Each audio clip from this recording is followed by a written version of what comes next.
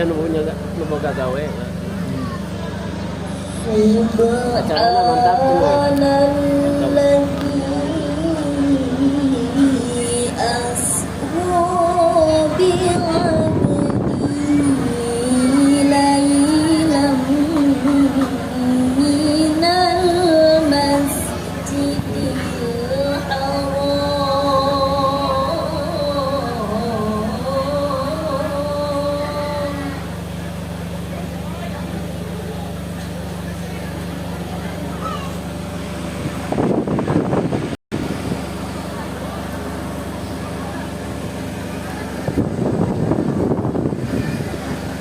Minal masjidil haram ilal masjidil aqsa alladzi barakna hawlahu linuriyahu min ayatina.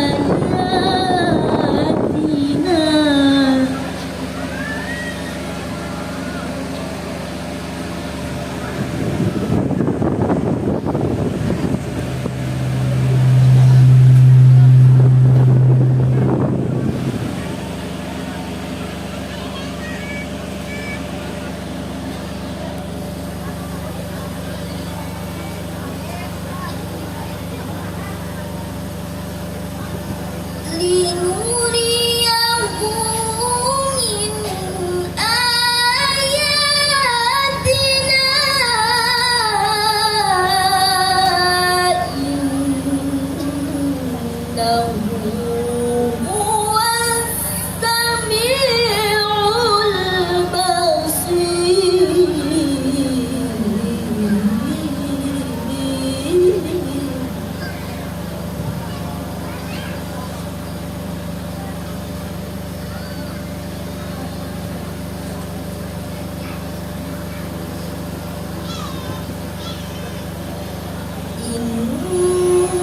innahu huwas sami'ul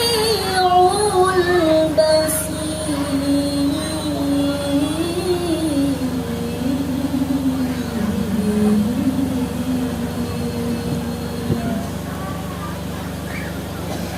Sadaqallahul aliyyul azim.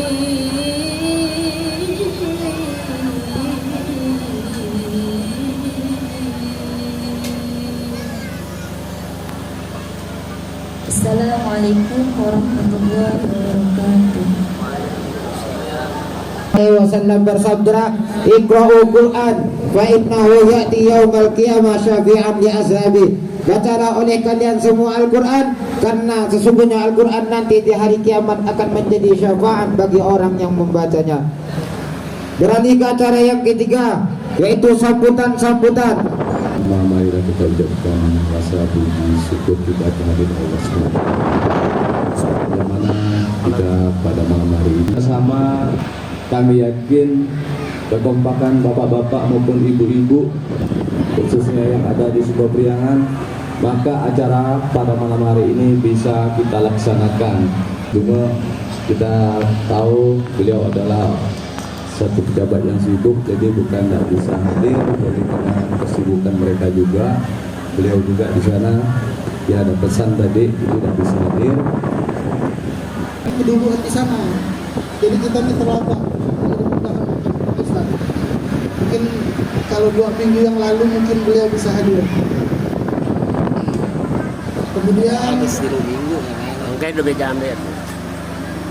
yang terakhir lah ya, harapan saya semoga apa yang disampaikan Pak Ustaz, penceramah kita dan Ketua MUI kita malam ini dapat menjadi masukan di dalam kehidupan kita lah sehari-hari. Saya rasa hanya Pak, Bu, mungkin saya berdiri cuma sebentar, kita 15 menit ya. Dan saya tidak mau membahas Isra dan Mi'raj. Kenapa Ustaz? Karena nanti ada langsung guru kita semua, Kiai Haji Munahan Muhtar yang akan menjelaskannya. Jadi saya nyinggung-nyinggung sedikit ya. Yang pertama yang ingin saya singgung adalah ini Isra Mi'raj yang ketiga, acara peringatan Hari Besar Islam yang ketiga yang saya hadiri, yang paling banyak umatnya. Allahu Akbar. Pertama saya hadir di Blok B ya Pak ya. Di Simpang. Oh, Blok apa? Simpang. Simpang. Masih kalah jauh dengan ini. Kedua di Blok B. Masih kalah. Inilah yang paling banyak. Allahu. Nampaknya memang dari waktu-waktu keimanan dusun Sumber Priangan ini meningkat luar biasa. Mudah-mudahan dengan hadirnya di sini dusun Sumber Priangan selalu dalam lindungan Allah Subhanahu wa taala. Tahun depan jalannya bagus. Tahun depan jalannya bagus. Tahun depan jalannya bagus. Pak Kades luar biasa. Tahun ini udah bagus. Allahu Akbar.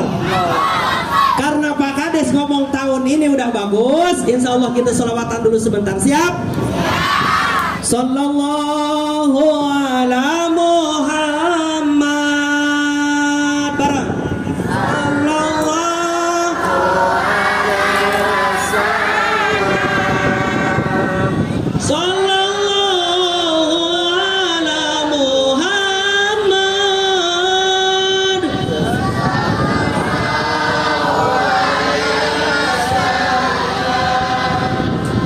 Cukup, nanti waktunya habis selawatan. Insya Allah berarti tahun depan kalau ngundang nih saya ke sini jalan Bedelas. Siapa Kades? Aspal. Amin. Pak Kades mukanya biasa ya Pak Kades. Insya Allah terkabul. Amin. Ibu, Bu, saya mau nanya boleh? Saya nanya, tapi jawabnya yang jujur. Kira-kira ibu yang hadir di sini suaminya hadir tak ada? Yakin? Saya nanya bapak-bapak. Pak, bapak yang hadir di sini istrinya hadir tak? Hah?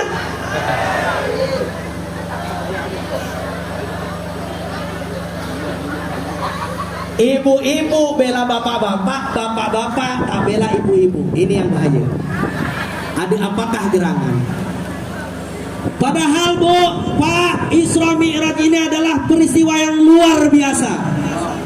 Di dalam peringatan Isra dan Mi'raj Nabi Muhammad SAW, semua kebagian berkah. Yang pertama, yang motong sapinya insya Allah surga Allah Ta'ala jaminannya, amin. Yang sekarang ngisi acaranya dapat berkah langsung 10 juta. Yang gendang-gendang, yang nabuh-nabuh ben surga insya Allah 100.000, benar. Yang bagian MC insya Allah masih dibicarakan. MC, boleh nanti tanya berapa budget. Kalau yang ceramah 10 juta. Kalau yang band kepret ini satu orang 100. Oh yang kori lupa, yang kori biasanya 200.000. Apa lagi yang korinya perempuan. Ditambah lagi neng dengan ujung-ujungnya diakhiri. Nanti kalau sudah besar jangan kemana-mana. Bapak punya anak, insya Allah saleh, amin. Jadi di dalam memperingati Hari Besar Islam, baik Maulid Nabi Muhammad SAW ataupun Isra dan Mi'raj, semuanya terdapat keberkahan. Siapa tahu aminnya ibu-ibu besok minyak goreng turun. Kenapa Ustaz minyak goreng harus turun? Istri saya sekarang banyak dalil kalau mau belanja. Bi minta duit kasih 100.000, ini mah cukup untuk minyak goreng.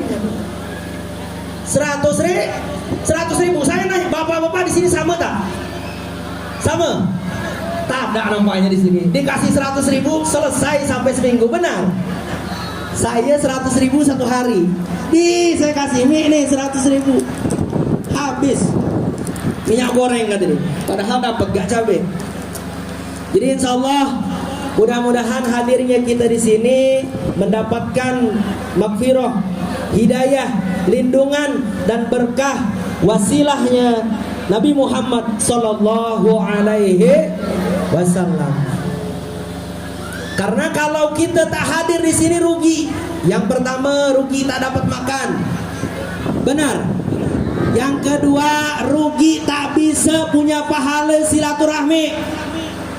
Yang ketiga, rugi karena nanti tidak diakui sebagai umat Nabi Muhammad sallallahu alaihi wasallam. Naudzubillah summa naudzubillah. Sekarang saya tanya, Pak. Bapak kira-kira sudah melaksanakan Isra dan Mi'raj, maksudnya peringatan itu udah berapa tahun? Berarti kalau 30 tahun berarti berapa kali? Taruhlah 15 tahun lah kita memperingati. Berarti berapa kali tuh, Pak? Hah? 15 kali peringatan Isra dan Mi'raj. Saya tanya, kira-kira ada perubahan tak apa? Dari Isra dan Mi'raj Nabi Muhammad SAW bawa oleh-oleh, yaitu apa? Salat. Jadi kalau ada orang yang habis memperingati Isra dan Mi'raj lalu dia masih lalai dalam sholat, ada yang salah dalam memperingati. Bisa juga karena takut diomongin tetangga. Bismillah walhamdulillah. Alhamdulillahilladzi bi ni'matihi tatimmus shalihat. Wassalatu wassalamu ala khairi sadat wa ala alihi wa ashabihi ahlil fadaili wal karamat. Qalu subhanaka la ilma lana illa ma 'allamtana innaka antal alimul hakim. La haula wala quwwata illa billahil aliyyil azim. Qala rabbi shrah li sadri, amin. Amin. Wa yassir li amri, Amin. wa hlul 'uqdatam min lisani yafqahu qawli. Amma ba'du, segenap para ulama, para habaib, tokoh masyarakat, para asatid yang saya muliakan, mohon maaf kalau tidak saya sebutkan satu persatu, namun insya Allah tidak mengurangi rasa hormat dan ta'zim saya. Akhi fillah, Al-Ustaz Rizky Afan Nur yang baru saja menyampaikan nasihatnya buat kita. Mudah-mudahan selalu diberikan sehat oleh Allah Subhanahu wa taala. Bapak Kepala Desa yang saya hormati beserta seluruh jajarannya, Ibu, Bapak dan saudara-saudara sekalian, jamaah Isra dan Mi'raj yang dimuliakan Allah. Pertama, kita bersyukur kehadirat Allah. Alhamdulillah, malam hari ini kita dapat hadir di tempat ini. Kita berkumpul, bersilaturahim. Kita merayakan satu peristiwa besar sepanjang sejarah perjalanan anak manusia. Peristiwa di Isra dan dimi'rajkan junjungan Nabi besar kita Muhammad sallallahu alaihi wasallam. Dengan satu harapan, mudah-mudahan kumpulnya kita malam hari ini di tempat ini, insya Allah di yaumil kiamah kita bersama baginda Rasul di dalam surganya Allah Subhanahu wa taala. Amin ya rabbal. Bu, Ibu, Bu, leres, leres. Kayaknya mukanya muka orang Sunda nih ya. Orang Garut. Di Garut atau di Bogor? Garut. Oh, pantas banyak wajik, tadi saya makan wajik di sana.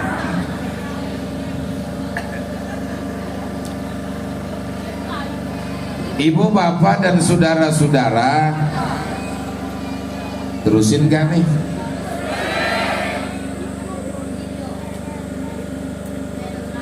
Peristiwa Isra dan Mi'raj ini peristiwa besar,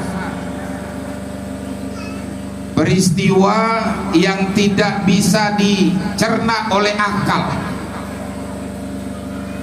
peristiwa yang susah untuk dimengerti oleh logika. Sebab apa? Ini peristiwanya perjalanan panjang. Nabi ini melewati 3 alam. Dari alam lahu, alam nasut, kemudian alam malakut, lalu sampai ke alam lahut.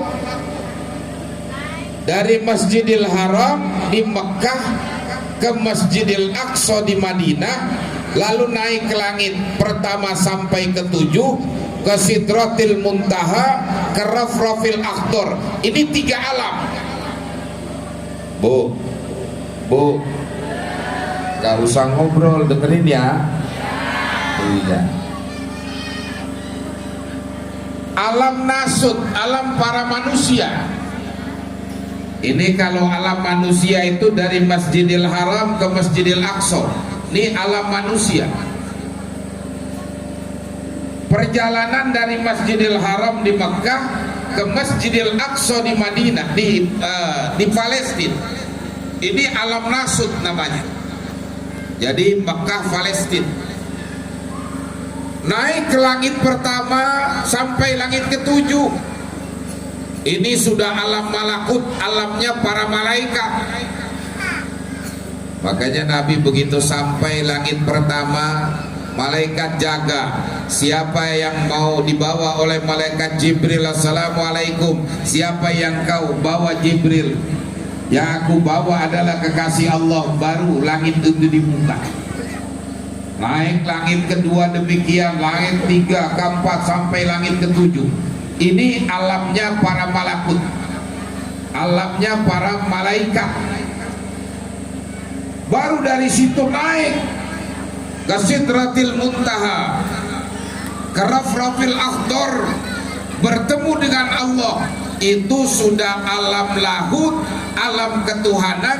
Makanya malaikat Jibril nggak bisa mengantar Nabi sampai menghadap Allah. Sebab apa? Kalau tidak ada izin Allah akan terbakar. Makanya Nabi jalan langsung sendiri, bertemu dengan Allah. Jadi perjalanannya panjang, Pak. Perjalanannya jauh, waktunya sebentar. Tidak lebih dari 1/3 malam Nabi kembali lagi ke rumahnya, ke kota suci Mekah. Makanya ini peristiwa tidak bisa diterima kalau cuma dengan akal. Yang bisa menerima adalah mereka orang-orang yang beriman. Makanya hidup ini harus dengan iman, Bu. Kalau iman kita bagus, kita yakin kapan dan dimanapun Allah yang mengatur kehidupan kita, hidup ini jadi tenang. Biarin minyak goreng naik, kata Ustaz Rizky tadi ya, Bu. Yang penting di sini nggak naik, bener. Di sini masih banyak kan minyak goreng ya. Oh, di sini mah gampang, nggak ada minyak goreng, banyak kelapa sawit, bikin aja sendiri ya. Iya, hidup di sini paling enak, Bu. Mau makan ikan tinggal lari ke sungai. Mau makan sayur tinggal tanam. Ini surga. Enak kalau di sini hidup. Lain kalau di Jakarta atau di Garut. Saya sering ke Garut, Bu. Saya kalau istirahat itu di Garut. Di yang di Puncak Pas. Ya, anak-anak kita mungkin udah nggak pada pulang ke Garut kali ya. Sekarang Garut makin enak, Bu. Jadi menikmati. Kalau orang ada iman, hidup ini enak, Pak. Makanya iman ini harus dijaga. Rezeki itu Allah yang atur, bukannya manusia, bukannya presiden, bukannya menteri keuangan, bukannya gubernur, bukannya bupati, bukannya wali kota, bukannya camat, bukan lurah, bukan kepala desa. Yang ngatur rezeki adalah Allah. Nahnu nahnu qasamna bainahum ma'isyatahum fil hayatid dunya. Kata Allah, kami yang ngatur rezeki buat kehidupan manusia. Jadi kita hidup ini skenarionya udah di tangan Allah semuanya. Makanya nikmati. Orang kalau imannya bagus, hatinya juga akan jadi bagus. Hidup ini bagaimana hati kita, Pak? Bapak kalau lihat orang yang hidupnya mewah, apakah Bapak sangka itu orang hidupnya bahagia? Belum tentu. Mobilnya mewah, mobilnya Mercy, harganya miliaran, rumahnya bertingkat. Apa dia bahagia? Belum tentu. Jangan-jangan dia bayar kredit mobilnya aja 1 bulan bisa 50 juta. Mendingan bapak-bapak yang pakai sepeda nggak mikirin kredit sepeda, betul? Menikmati, Pak. Kebahagiaan itu adanya di dalam hati. Makanya Allah itu nggak melihat. Innallaha la yanzuru ila ajsamikum. Allah nggak melihat bagaimana bentuk tubuh kamu. Wala ila ahsabikum. Allah nggak melihat status sosial kamu. Wala ila amwalikum. Allah nggak melihat seberapa banyak harta kamu. Walakin yanzuru ila qulubikum. Yang Allah lihat adalah hati kamu. Allah nggak lihat bentuk kita. Secantik bagaimanapun seorang perempuan, nggak dilihat. Makanya kita nggak boleh merubah muka kita, tuh nggak boleh. Kalau di kota-kota besar orang mau operasi plastik, dia robah, nggak boleh. Terima apa adanya. Allah nggak lihat mau putih, mau hitam, mau tinggi, mau pendek, mau gemuk, mau kurus. Allah nggak pernah lihat. Yang Allah lihat tuh hati. Kenapa? Sebab badan ini cuma sekedar tempat bersemayamnya ruh kita. Ya Bu? Ya Bu? Badan ini cuma tempat bersemayam ruh, Pak. Kebetulan ruh kita ditaruhnya di sini nih. Ruh itu kan sudah Allah ciptakan sebelumnya. Ada yang disebut dengan alam arwah. Ketika Allah menciptakan ruh manusia, ditaruh oleh Allah di alam arwah. Lalu Allah letakkan setelah itu di badan masing-masing. Ada ruh yang ditaruhnya di Amerika. Makanya orangnya putih, rambutnya bule. Ada ruh yang ditaruhnya di Arab. Orangnya putih, bersih. Ada ruh yang ditaruhnya di India. Hidungnya mancung. Ada yang ditaruh di Afrika. Hitam. Kebetulan ruh ditaruh di badan ibu-ibu di sini nih. Ya begini modelnya nih. Putih enggak, hitam juga tidak, sedang. Iya, kalau ruh ibu ditaruhnya di Amerika ya jadi orang Amerika. Makanya terima. Ini cuma tempat bersemayam ruh badan kita. Sekuat apapun. Allahul ladzi khalaqakum min dha'fin tsumma ja'ala min ba'di dha'fin quwwatan wa ja'ala min ba'di quwwatin dha'fan wa syaibah. Allah menciptakan kalian pertama dalam keadaan lemah, bayi begitu terakhir brol. Itu ketika ruh sudah dimasukkan di dalam rahim seorang ibu. Pada saat dia hamil, umur masuk 40 hari, 4 bulan, masuk, Allah masukkan ruhnya. Ruh itu dimasukin kemudian terlahir jadi seorang bayi. Ketika bayi itu lahir, Allah ciptakan dalam keadaan lemah. Maka bayi begitu lahir gak bisa melihat, gak bisa bicara. Begitu lahir brol, paling dia nangis. Betul gak? Ada di sini bayi begitu lahir langsung bisa melihat. Brol, oh ini bapak saya, ini ibu saya. Ada gak? Gak ada. Itu bayi brol nangis. Tapi setelah itu apa yang terjadi? Tsumma ja'ala min ba'di quwwatin dha'fan. Setelah Allah ciptakan dalam keadaan lemah, Lalu Allah ciptakan cuma ja'ala min ba'di dhafin quwwah, setelah lemah jadi kuat. Masuk umur 15 tahun, 20 tahun, 30 tahun, gagah anak-anak muda. Hebat. Badannya hebat, makanya badan nggak boleh kita kotori. Kita tulis-tulis badan. Jangan. Nanti kalau sudah tuanya kasihan. Umur masih muda dalam keadaan kuat. Teladang dari pagi sampai sore masih kuat. Tapi ingat, nanti setelah itu summa ja'ala min ba'di quwwatin dhafan wa syaibah. Setelah selesai masa kuat, masa muda, masuk masa tua. Kehalangannya Dalam keadaan lemah. Umur sudah masuk 50 tahun, 60 tahun sudah mulai lemah. Sudah agak lemah. Kenapa? Tanda-tanda kematian sudah mulai datang. Iya kan, tanda-tanda kematian gampang kok Pak dilihatnya.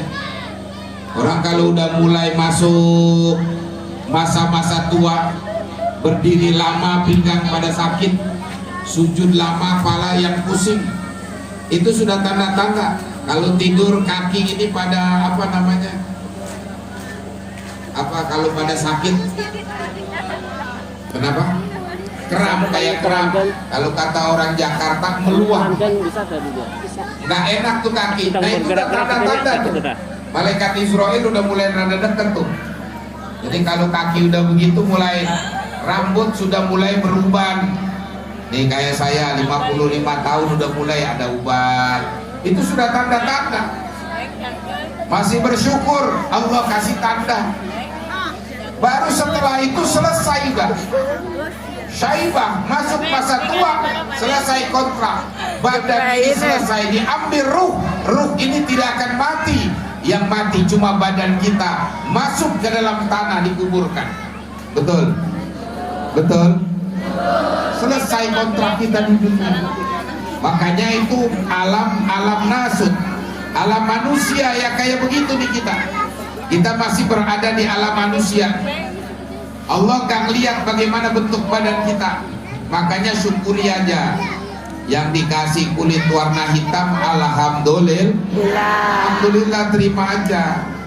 Yang dikasih putih juga jangan sombong, terima aja. Gak boleh kita sombong. Selesai di dunia, masuk ke alam selanjutnya, alam barzakh. Itu kehidupan kita. Makanya Allah gak lihat di badan kita. Badan ini boleh mati, tapi ruh tidak akan mati. Makanya di bulan Rajab ini sekarang bulan Rajab, ini bulan dianjurkan kita banyak istighfar, Bu. Sebab apa? Nanti kita akan masuk bulan Ramadan. Ini bulan Rajab litathiril badan, agar supaya badan kita ini dibersihkan dengan apa? Banyak istighfar, terutama banyak baca doa. Allahumma barik lana fi Rajab wa Sya'bana wa ballighna Ramadan. Itu perbanyak, sambil kita perbanyak istighfar, mohon kepada Allah. Maka ajarkan ya anak-anak kita. Kita boleh hidup jauh dari keramaian kota, tapi untuk ibadah kepada Allah, anak-anak kita ini harus kita jaga. Kita nggak tahu nih, di daerah kita 5 tahun, 10 tahun akan datang, kita nggak tahu apa yang terjadi. Apalagi sekarang umat Islam ini tantangannya begitu berat. Betul nggak? Betul nggak? Indonesia ini tantangannya berat. Indonesia ini sekarang menjadi negara penghutang termasuk yang terbesar di dunia, Pak. Jadi utang Indonesia ini sekarang hampir lebih dari 1.000 triliun. Kita nggak bisa bayangin itu duit yang namanya 1.000 triliun apa. Kita melihat duit miliaran aja jarang, jutaan mungkin jarang. Jadi tantangan ke depan berat. Makanya perlu persiapan keimanan dari sekarang, bahwa Allah atur segala-galanya hidup kita ini. Karena itu yang pertama tadi, Allah nggak melihat bagaimana bentuk badan kita.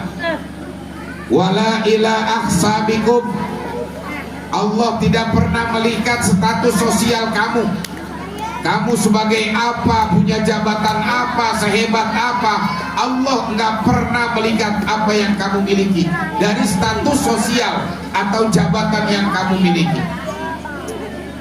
Karena yang namanya jabatan itu berakhir. Presiden akan berakhir, betul. Menteri akan berakhir, gubernur akan berakhir, semuanya berakhir. Semua kita ini pemimpin, dan pemimpin paling skup, paling kecil kita ini pemimpin di rumah tangga kita. Kita ini pemimpin buat anak-anak kita. Makanya tadi saya sampaikan, hidup ini pada akhirnya kita menghadap Allah. Kita nggak bakalan tahu apa yang terjadi di hari esok. Kita tidak akan tahu apa yang terjadi seminggu akan datang. Jangankan seminggu, 1 hari setelah ini kita nggak tahu. Wa ma tadri nafsum madza taksibu goda, wa ma tadri nafsum bi ayyi ardin tamut. Manusia tidak akan tahu apa yang terjadi di hari esok, dan tiap kita tidak tahu di negeri mana kita bakal dikubur. Kita nih Pak, nggak pernah terpikir mungkin waktu kecil kita tinggal di Jawa Barat. Kok begitu tua kita adanya di Kalimantan? Kita nggak pernah berpikir, Bu. Kita tinggal di Jawa Barat waktu masih perawan. Kok tahu-tahu sekarang kita tinggalnya di Kalimantan? Kita nggak pernah berpikir. Ini semua sudah digariskan oleh Allah. Makanya kita nggak tahu apa yang terjadi. Di mana kita bakal dikubur? Apa di sini? Belum tentu juga. Ada orang lahir di Jakarta, tahu-tahu kuburnya ada di Sumatera. Kita nggak pernah tahu. Ini sama juga cerita di zaman Nabi Sulaiman. Di zaman Nabi Sulaiman, dalam satu majelisnya itu Nabi Sulaiman, satu hari datang orang. Ini orang datang dalam majelis Sulaiman, begitu masuk tidak salam, tidak bicara, tahu-tahu duduk di samping Nabi Sulaiman.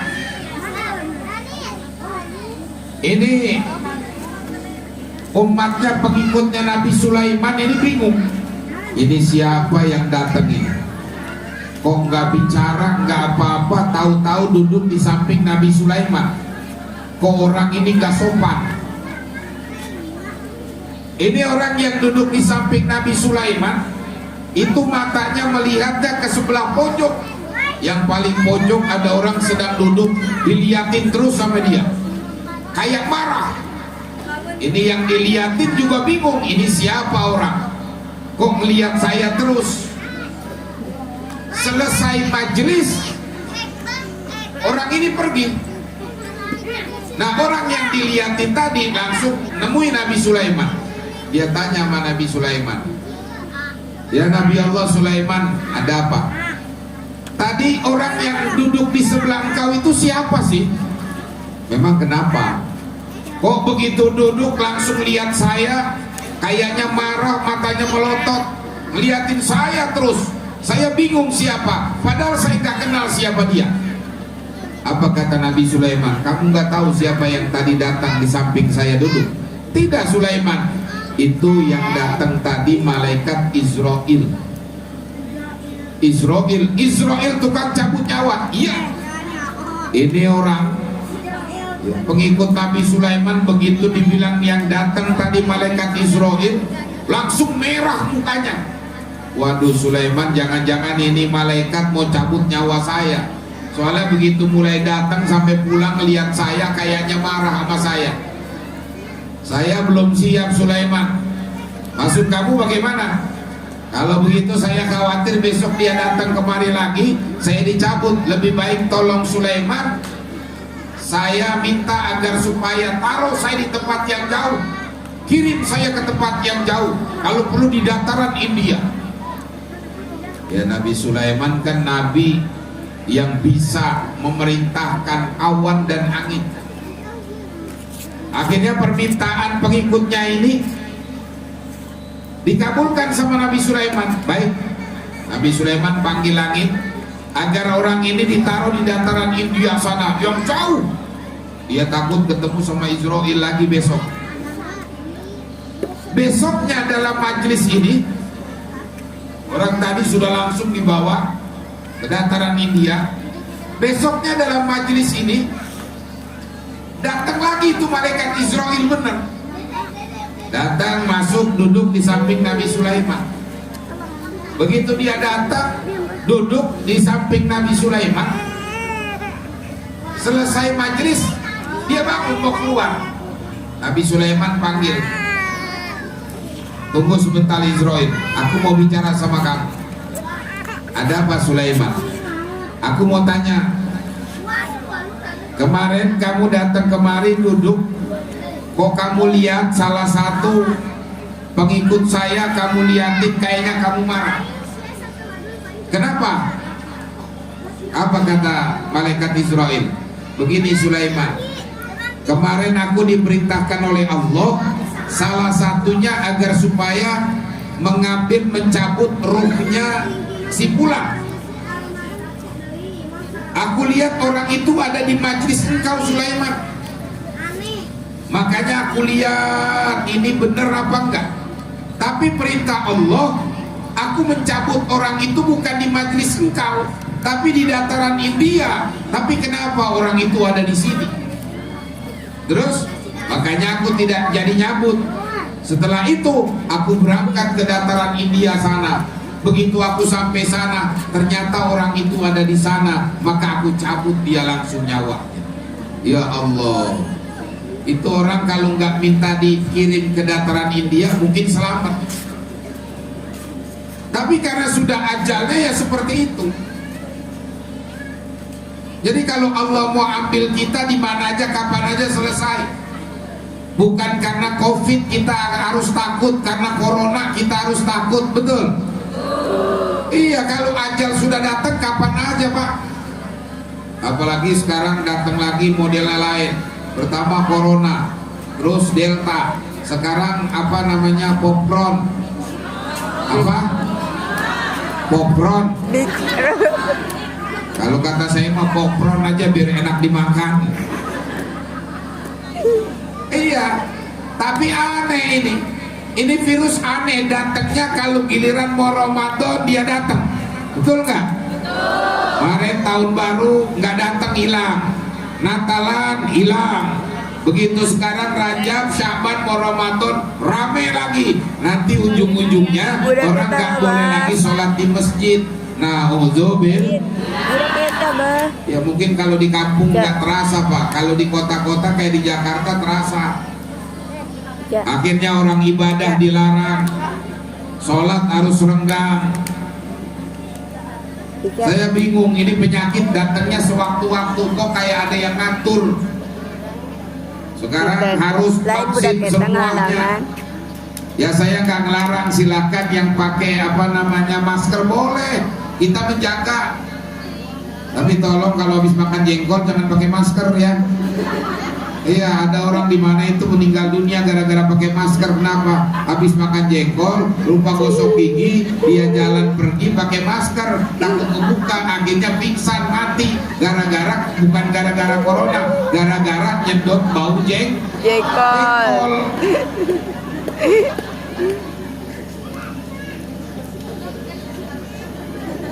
Ada di sini.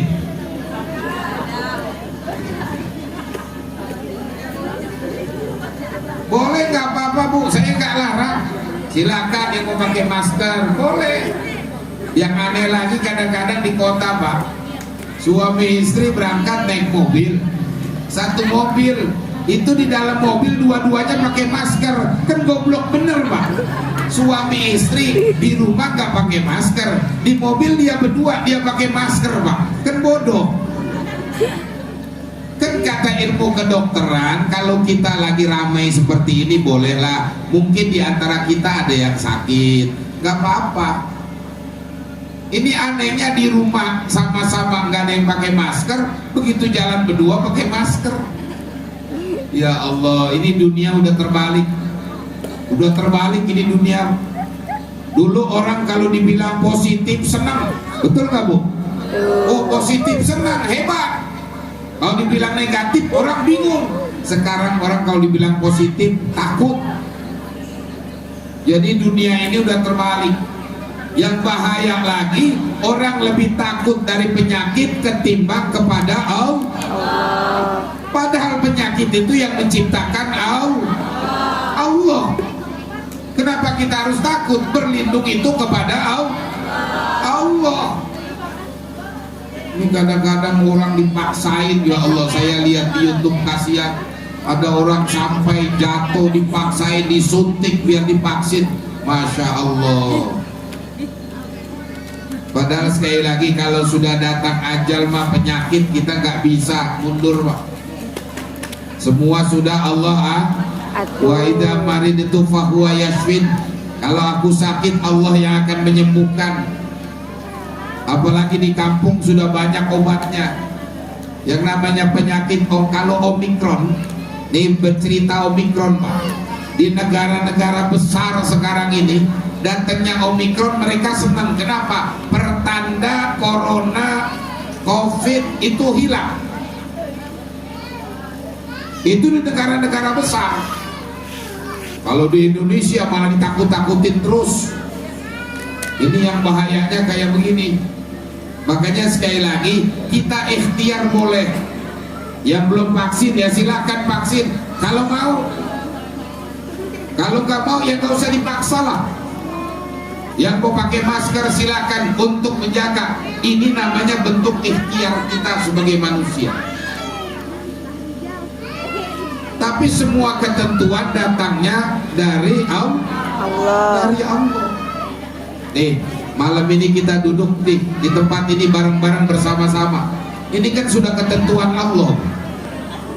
Mungkin kemarin ada orang yang ingin duduk bareng di majelis ini, ingin mengaji dan lain sebagainya, tapi malam ini kemungkinan Allah kasih ujian atau dia sakit sehingga gak bisa datang kemari. Kenapa? Ketentuan Allah, dia harus tidak hadir di tempat ini. Kita sudah ditentukan hadir di tempat ini. Alhamdulillah. Makanya malam ini yang ikut kerjasama melaksanakan acara ini insya Allah dapat berkah. Apalagi saya dengar tadi sampai potong sapi, ya Allah, nanti di akhirat naik sapi menuju surga. Amin. Amin. Alhamdulillah. Ini keberkahan kita semua. Karena itu Bapak, Ibu dan saudara-saudara sekalian, hidup ini kembali. Allah nggak lihat apa status sosial kita. Wala ila amwalikum. Allah tidak pernah melihat sebesar apa harta kekayaan kamu yang kamu miliki. Kenapa? Itu tidak akan dibawa mati. Betul? Mana harta yang akan kita bawa mati? Yang kita sudah salurkan di jalan Allah.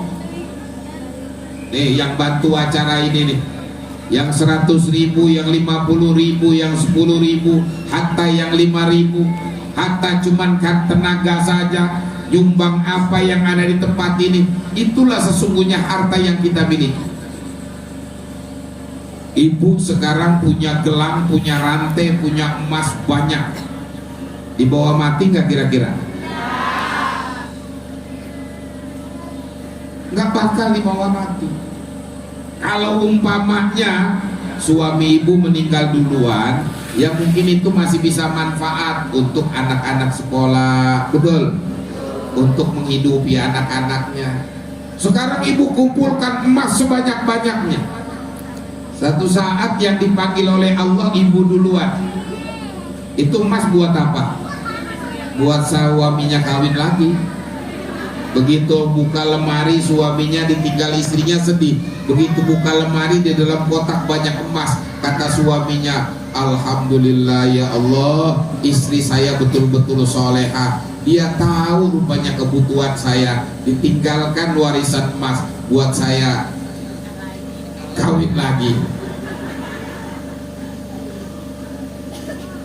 Jadi harta yang kita miliki saat ini bukan milik kita.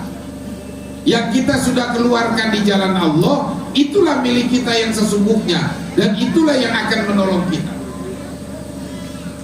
Makanya jangan bangga. Walakin yanzuru ila qulubikum, kata Nabi. Yang Allah lihat adalah hati kamu, yang Allah lihat adalah keimanan kamu, yang Allah lihat adalah akidah kamu. Selama kamu menjalankan syariat agama, rukun Islam yang sudah termaktub, rukun iman yang ada, baru jalan kamu baik. Jadi hidup ini mengikuti syariat yang udah ada aja, Bu. Bagaimana menjadi orang muslim yang baik? Betul. Ya itu laksanakan, jangan yang aneh-aneh. Kadang-kadang ada yang aneh-aneh kalau di kampung. Yang aneh-aneh bagaimana? Ya kadang-kadang pemikirannya. Jadi orang soleh itu nggak sembarangan. Apalagi yang namanya waliullah, itu nggak sembarangan. Nggak sembarangan orang menyebut dirinya wali, itu nggak sembarangan. La ya'riful wali illal wali. Yang tahu wali itu kecuali wali. Dan kalau seorang wali itu biasanya dari kecil sudah ada nampak kelebihannya. Benar nggak? Betul nggak? Kalau tukang mabuk jadi wali lah bingung itu malaikat ini urusannya bagaimana, benar? Ada yang disebut dengan waliullah, ada juga wali syaitan. Siapa wali syaitan? Orang yang menyembah syaitan. Makanya kita gak usah aneh-aneh. Sudah laksanakan ajaran agama sesuai yang disampaikan oleh guru-guru kita. Bagaimana cara bertauhid, bagaimana belajar fikihnya, bagaimana tata cara ibadahnya yang diajarkan oleh guru kita. Ya Bu, ya Pak. Iya, nggak usah macam-macam. Sekarang ini AM, ada orang pengen cepat kaya, datang ke orang pinter katanya. Dia datengin orang pinter pengen cepet kaya. Yang didatengin itu orang pinter, orangnya miskin juga. Padahal kalau umpamanya dia bisa ngayain orang, dia kayain aja dirinya dulu, bener? Datang ke dukun, dukun aja rumahnya gubuk, susah. Pak, tolong doain, bacain biar saya jadi kaya. Dalam hati dukun, gue juga pengen kaya dari dulu, masih susah-susah kayak begini. Jadi jangan keluar dari nalar, Bu. Jangan keluar dari logika. Sudahlah, apa yang Allah kasih terima. Manis taslam liqada'i, kata Allah. Siapa yang menerima ketentuan dariku, kata Allah. Wa sabara ala balai, dia sabar dari ujian dan cobaan yang diberikan kepadanya. Dia terima takdir dari Allah, dia sabar dengan ujian yang ada. Wa syakara ala na'mai, kemudian dia bersyukur atas nikmatku. Apa kata Allah? Orang ini akan aku catat sebagai orang-orang yang siddiq, wa udkhilahul jannah, dan aku masukkan ke dalam surga ma'as siddiqin, bersama orang-orang yang siddiq. Oh. Jadi terima. Tapi apa kata Allah? Wa man lam yastaslim liqada'i, siapa yang enggak mau nerima takdir dariku, hidup banyak mengeluh, segala sesuatunya selalu mengeluh. Kemudian walam yasbir ala bala'i, enggak sabar atas ujian yang aku berikan kepadanya. Walam yashkur lin na'mai, enggak mau bersyukur atas nikmat yang aku berikan. Apa kata Allah? Falyahrud min tahtis samai, silakan keluar dari bawah langitku. Wal yatlub rabban siwai, dan carilah Tuhan selain aku, kata Allah. Jadi diusir sama Allah. Orang kalau nggak mau syukur diusir. Kata Allah, jangan tidur di bawah langit, jangan menyembah Tuhan selain aku, itu kata Allah. Karena itu hidup ini kalau kita banyak bersyukur, banyak sabar, insya Allah berkah. Ya Bu. Jadi pintu surga itu syukur sama sabar. Ibu banyak bersyukur atas nikmatnya, bahagia. sabar ketika diuji akan bahagia. Itu pintu surga. Makanya dulu ada cerita, ada seorang laki-laki, Pak. Seorang laki-laki ini punya istri cantik secantik-cantiknya, cantik jelita. Cuman ini suaminya orangnya jelek, sejelek-jeleknya. Jadi istrinya cantik, suaminya jelek. Satu saat dalam satu majelis ngaji, gurunya menerangkan tentang orang yang bersyukur dan orang yang sabar. Syukur sama sabar dipadukan sebagai kunci surga. Begitu pulang apa kata suaminya, alhamdulillah Bu, kita tadi ngaji bahagia, kayaknya saya ini akan jadi ahli surga. Kata suaminya, memang kenapa Kang? Kata istrinya, ya saya kan selalu bersyukur kepada Allah, saya dikasih rezeki besar, nikmat oleh Allah, diberikan istri seperti ibu yang cantik, saya selalu bersyukur kepada Allah, makanya saya insya Allah ahli surga. Kata istrinya, Bang Kang, saya mungkin yang lebih dulu masuk surga. Oh begitu Bu? Iya, karena mungkin di dunia ini saya adalah istri yang paling sabar, punya suami jeleknya kayak Akang.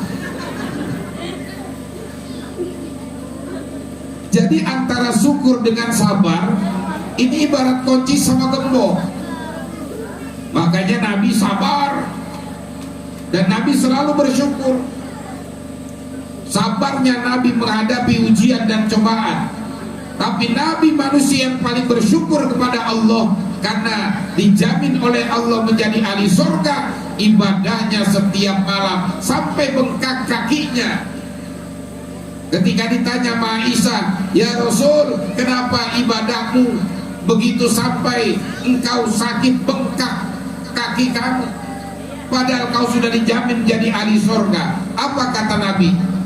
Afala akuna abdan syakura. Apakah saya ini gak pantas menjadi hamba yang bersyukur kepada Allah karena diberikan kenikmatan yang besar ini? Begitu hebatnya Nabi. Makanya kembali hidup ini harus banyak bersyukur. Dikasih uang berapapun kita banyak mensyukuri nikmat Allah. Jadi kembali kebahagiaannya adanya di dalam hati kita. Apapun yang Allah berikan, terima. Itulah kenikmatan di dalam hidup kita. Kemudian saya pesan kepada ibu bapak dan saudara-saudara, tolong jaga anak-anak kita. Tadi saya bilang tantangan kita berat, ke depan berat. Tantangan Islam ini berat. Indonesia ini menghadapi berbagai macam ujian. Mungkin tadi ibu nggak terasa karena di daerah, di kampung. Tapi di kota-kota besar tantangan kita berat. Kita nggak tahu bagaimana Indonesia ke depan. Sekarang ini yang namanya TKA asing, TKW asing yang datang ke Indonesia ini bukan lagi ratusan ribu tapi jutaan. Dan terbesar di antaranya di wilayah Kalimantan. Ini yang harus kita antisipasi. Makanya kita doain mudah-mudahan Allah kirimkan pemimpin yang beriman ke depan untuk kita semua, amin. Ya Rabbal Alamin. Doain Bu, mudah-mudahan Pak Anies Rashid Baswedan jadi presiden 2024, amin. Ya Rabbal Alamin. Beliau orang top, beliau orang pinter, beliau orang cerdas. Kenal sama Pak Anies Bu? Kenal nggak? Nanti saya bawa kemari ya beliau ya. Beliau sekarang jadi gubernur DKI Jakarta. Jakarta sekarang udah nyaman, sudah enak. Dan beliau itu bukan orang pinter, Pak. Siapa bilang Pak Anies orang pinter? Pak Anies itu bukan orang pinter, tapi Pak Anies itu orang cerdas. Kenapa Pak Anies orang cerdas? Karena kata-kata, bicara, dan kerjanya itu sama. Apa yang beliau sampaikan, itulah yang beliau kerjakan. Lain orang pinter. Kalau orang pinter mah pinterin ngebohongin orang, betul. Pinternya cuma ngebohongin doang. Garam nggak impor, tahu-tahu impor. Beras nggak impor, tahu-tahu impor. Benar? Ya pokoknya kalau saya jadi nanti saya bikin mobil anu umpamanya. Tahu-tahu mobilnya nggak ada, benar? Iya. Kalau Pak Anies itu orang cerdas, makanya Jakarta hebat. Dan prestasi terbesar beliau sekarang ini kita lihat, beliau bikin satu stadion, Jakarta International Stadion, itu mengalahkan Eropa. Belum lagi beliau bikin masjid terapung, itu masjid adanya di atas laut. Jadi kalau ibu bapak yang pernah pergi haji, tapi sekarang ditutup, kalau ke Jeddah, biasanya kalau umroh sebelum pulang itu ibu ke Jeddah, benar nggak? Itu jalan-jalan di Jeddah biasanya sholat di masjid terapung yang ada di atas laut, di Laut Merah. Itu Pak Anies lagi bikin di Ancol. Beliau bikin museum Rasulullah di Ancol. Masya Allah, Jakarta ini Pak udah kayak Eropa sekarang, udah hebat sekarang. Makanya doain mudah-mudahan Allah angkat, amin. Amin. Amin. Ya Rabbal Alamin. Beliau dekat sama ulama, beliau dekat sama orang soleh. Bahkan sekarang bukan umat Islam aja yang memberikan dukungan, orang di luar Islam saja sekarang sudah memberikan dukungan. Masya Allah. Makanya doain Bu ya. Ya, kalau kita senang sama orang yang soleh, insya Allah di akhirat juga bersama sama orang yang soleh. Amin. Kan tergantung Bu. Jadi anta ma'aman ahbabta, kalian itu tergantung kepada siapa orang yang kalian cintai. Jadi kalau di dunia ini kalian, kata Nabi, cinta kepada orang yang baik, maka di akhirat nanti bersama orang-orang yang baik. Kalau di dunia cinta sama ulama, nanti di akhirat bersama para ulama. Kepada siapa nanti kita minta bantuan kecuali kepada Allah, kepada para ulama, yang pada akhirnya ulama tentu sebagai warasatul anbiya akan bergabung dengan junjungan Nabi besar kita Muhammad sallallahu alaihi wasallam. Karena itu ibu bapak dan saudara-saudara sekalian, ini malam bahagia buat kita semua. Tadi Ustaz Rizky sudah sampaikan, oleh-oleh yang dibawa oleh Nabi selesai beliau di Isra dan Mi'rajkan adalah ibadah sholat. Ini tiang agama. Manusia nanti bagaimana ibadah sholatnya. Makanya orang yang meninggalkan sholat itu dosanya begitu besar. Sampai pernah Bu, itu di zaman Rasul ada orang meninggal dunia. Ini orang meninggal dunia, sudah dimandikan, sudah dikafankan. Begitu selesai dimandikan, dikafankan, para sahabat sudah pada datang semua,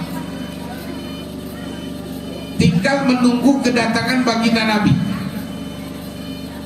Akhirnya diparani Nabi supaya datang untuk menyolatkan orang ini. Mayat yang sudah dibungkus sama kain kafan, ketika mayat ini akan disolatkan, apa yang terjadi? Ini mayat kayaknya hidup lagi, bergerak-gerak. Di sahabat semuanya kaget, bingung, ada apa ini? Kok mayat kayaknya hidup lagi? Akhirnya diperhatikan, kayaknya ada sesuatu di dalam mayat ini. Lalu Abu Bakar maju, kemudian kain kafannya dibuka kembali. Apa yang terjadi? Begitu dibuka, ternyata ada seekor ular besar sedang menggerogoti daging mayat ini dan sedang menghisap darah. Dari mana ini ular ini datang? Nggak ketahuan datang. Akhirnya Abu Bakar ambil kayu mau pukul ini ular. Begitu mau dipukul, ular ini langsung bangun berbicara. Ya Abu Bakrin, lima tadribuni walaysa lizam.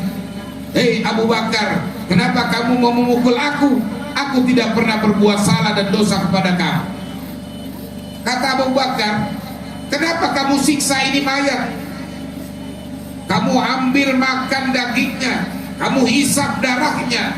Apa kata ular? Amaroni Rabbi an mu'adzibahu ila yaumil qiyamah. Allah perintahkan aku agar supaya aku siksa ini orang sampai datangnya hari kiamat. Abu Bakar penasaran, ini ular kok diajak ngobrol bisa, diajak ngomong bisa. Akhirnya ditanya lagi, wah makhataya, kalau begitu aku ingin tahu apa kesalahan orang ini sampai kau grogoti dagingnya, kau hisap darahnya, kau lilit badannya. Ada 3 kesalahan besar orang ini. Yang pertama, tarikus sholat. Orang ini meninggalkan ibadah sholat. Dia ngaku sebagai orang Islam, dia ngaku sebagai orang yang beriman, tapi dia tidak pernah sholat. Makanya aku grogoti dagingnya saat ini. Karena orang yang tidak sholat di hadapan Allah ibarat manusia tidak punya daging, tengkorak hidup.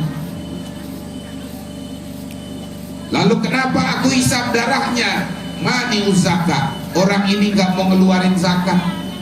Dia tumpuk harta, dia banyakin hartanya, tapi dia pelit, tidak mau mengeluarkan zakat. Orang yang tidak mau mengeluarkan zakat ibarat manusia penghisap darah manusia. Maka aku hisap darahnya itu. Lalu aku lilit badannya. Kenapa? La yasma' qaulal ulama. Ini orang gak mau dengar nasihatnya para ulama, gak mau mendengar nasihatnya orang-orang baik. Ya Allah, itu satu contoh. Satu contoh, Allah udah contohkan. Makanya hati-hati. Nih ajarkan anak-anak kita sholat dengan baik. Ya Bu, ya Bu, ajarkan anak-anak kita. Kalau anak-anak kita udah melakukan sholat, dia sholat dengan baik karena kita ajarkan, insya Allah pahalanya ke kita. Nanti Ramadan anak-anak kita ajarkan puasa, walaupun tidak sampai maghrib, anak-anak kita yang belum balik gak apa-apa, ajarkan. Sahur bangunin, begitu sahur dibangunkan, suruh puasa pagi. Gak kuat jam 10 dia mau makan, gak apa-apa. Setelah itu suruh puasa lagi, ajarkan pelan-pelan. Nanti lama-lama anak-anak kita ini biasa melaksanakan ibadah. Kalau sudah biasa melaksanakan ibadah, insya Allah nanti pahalanya buat kita juga nih orang tua. Makanya ibu, bapak, dan saudara-saudara sekalian, jadi kita kembali hidup ini ke hati kita. Kalau hati kita tenang, hati kita nyaman, ibadah juga enak. Betul Bu? Ibu kalau lagi hati senang di rumah enak gak hidup? Enak. Biar kerjaan banyak, cucian banyak, kalau hati kita lagi senang, nyuci juga sebentar selesai. Bener gak? Iya, tapi kalau hati kita lagi gak enak, gak akan selesai. Kayak ibadah. Ibu bapak, yang namanya di Al-Haramain, itu kalau orang melaksanakan sholat taraweh, itu dari Isya selesainya jam 11 atau jam setengah 12 malam. Karena dihafal Quran. Kok kenapa orang-orang yang sholat di sana begitu nyaman? Yang berangkat umroh di bulan Ramadan, begitu masuk kadang-kadang asar sudah di masjid, terus sholat maghrib sampai isya kejar tempat paling depan. Kok begitu nyamannya? Sebab apa? Hatinya ini ikhlas. Makanya walaupun imam bacanya panjang, hafal Quran, tarawih selesai jam 11 setengah 12 malam, besok mau cari tempat paling depan lagi. Kenapa? Hatinya ikhlas, tenang, nyaman. Coba tes nanti di sini Ramadan. Begitu sholat tarawih, imam bacanya hafal Quran mulai isya selesainya jam 11 malam. Insya Allah malam kedua Ramadan tuh masjid sepi.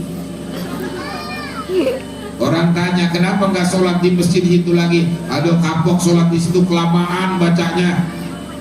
Kita kan kalau tarawih punya cepet ya Pak. Kalau ada imam bacanya lama, apalagi imamnya orang tua pakai batuk, apa kata anak muda di belakang? Aduh ini kereta mogok lagi. Begitu kalau imamnya cepat, wah ini baru mantep nih imam kita. Kita kadang-kadang kalau urusan akhirat pengennya cepat Pak. Kalau urusan dunia pengennya lama. Coba sholat, wirid, zikir pengennya cepat. Coba kalau kita lagi nonton dangdut layar tancap pengen lama nggak? Sampai pagi kita lakonin tuh. Dan memang begitu, setan itu ngegoda kita terus. Setiap saat makin tinggi iman kita, makin hebat iman kita, setannya itu makin besar. La'atiyanahum min baini aydihim wa min khalfihim wa an aymanihim wa an syama'ilihim. Aku datang kepada manusia depan, belakang, samping, kiri, kanan. Aku goda itu manusia. Jadi digoda terus. Makanya kita harus banyak istighfar. Apalagi sekali lagi di bulan Rajab ini, perbanyaklah istighfar kepada Allah agar Allah sampaikan kita ke bulan Ramadan. Ya Bu? Ya Bu? Ya Bu? Udah malam ya? Udah malam ya? Iya, soalnya takut nanti makanannya basi. Ini habis ini ada makan gak nih? Ada makan ya? Kalau ada termakannya keburu dingin ya. Jadi ibu bapak dan saudara-saudara, terakhir saya sekali lagi berpesan. Pertama, saya pesankan kepada ibu bapak, beribadahlah sesuai dengan syariat yang diajarkan oleh baginda junjungan Nabi besar Muhammad Sallallahu Alaihi Wasallam. Jangan yang aneh-aneh. Yang kedua, jagalah anak-anak kita, didiklah anak-anak kita. Kalau perlu masukkan ke pondok-pondok pesantren, biar mereka ngerti agama. Gak usah khawatir nanti setelah anak dari pesantren mau jadi apa, serahkan kepada Allah. Yarfa'illahu alladhina amanu minkum walladhina utul ilma darajat. Allah angkat orang beriman, Allah angkat orang yang punya ilmu. Insya Allah hidupnya pasti Allah akan jamin. Karena ini anak-anak kita adalah generasi ke depan, dan mereka lah yang akan mendoakan kita semua. Karena itu ibu bapak dan saudara-saudara sekalian, sekali lagi kita doain nih, mudah-mudahan anak-anak kita menjadi anak yang soleh dan solehah, dan Allah terima segala amal ibadah kita. Mudah-mudahan di akhirat Allah kumpulkan kita di dalam surganya Allah Subhanahu wa ta'ala. Amin ya rabbal alamin. Ini saja yang perlu saya sampaikan.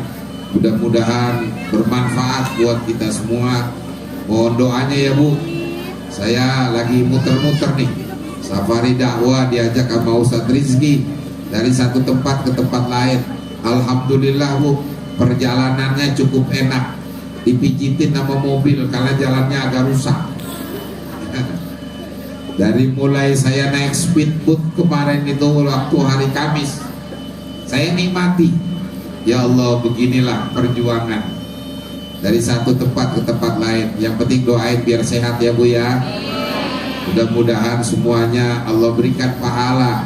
Dan sekali lagi ibu bapak dan saudara-saudara, saya kalau pagi selalu WA sama Pak Anies. Beliau sampaikan salam buat warga masyarakat yang ada di Ketapang. Beliau minta doakan mudah-mudahan juga selalu sehat dan bisa menjadi bisa berbuat untuk rakyat dan bangsa Indonesia ini. Ya Bu, ya Bu. Saya rasa ini saja. Sekali lagi mohon maaf yang seluas-luasnya. Mudah-mudahan Allah berikan pahala buat kita semua, dan yang lebih penting moga-moga Allah berikan kita sehat. Allah jauhkan kita dari Omikron, dari pandemi, dari Covid dan lain sebagainya, dan Allah sampaikan kita kepada bulan Ramadan akan datang. Demikian, mohon maaf yang seluas-luasnya. Wallahul muwaffiq ila aqwamit thoriq. Wassalamualaikum warahmatullahi wabarakatuh. Waalaikumsalam warahmatullahi wabarakatuh. Dan tepi kampus. Kita ucapkan ribuan terima kasih kepada guru kita Kiai Haji Munahar Mukhtar HS. Mudah-mudahan ilmu yang beliau sampaikan melekat di hati kita, amin. Bisa diamalkan sehari-hari, amin. Dan mudah-mudahan bermanfaat di hari kiamat nanti, amin ya rabbal